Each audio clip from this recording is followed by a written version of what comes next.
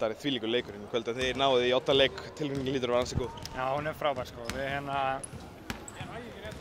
og bara ógeðslega stoltur af stelpunum að ná að grænda þetta í gegn og flottur leikur í flesta staði. Það var leikur einhvern veginn þegar þið voru alltaf skrifin undan en aldrei tókst ykkur að drepa leikinn og svo hefum við kannski alveg séð áður frá ykkur. Hvað var það samt sem að gekk frá þessu kvöld?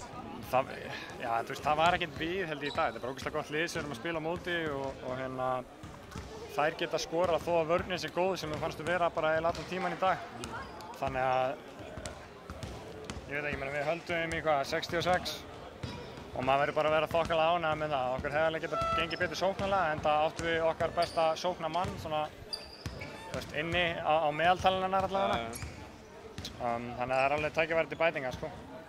Liðið þitt í dag eins og segir, eins og gengur og gerist bara eðlilegt þá er aðlægja kannski ekki að ná meðaltalinu en Guðbjörg var greinilega klár frá upphafi. Gugga er bara búin að vera í einhverju skýr í þessari final seríu sko. Hún var ekki að hitta henni í fyrsta leiknum en maður sá bara eitthvað í augunum á henni sko. Hún var bara klár og þetta er alvöru vinner sem að stígur svona upp á stóra sviðinu og það mér finnst við einhvern veginn allar vera að gera það bara í okkar hlutur sko. Mætingin í dag, þrusu mæting, svona má leyfa okkur að segja loksins. Já, þetta var ógeðslega vel gert og maður fann alveg, þegar maður labbaði inn í húsið, það var svona play-off atmó loksins.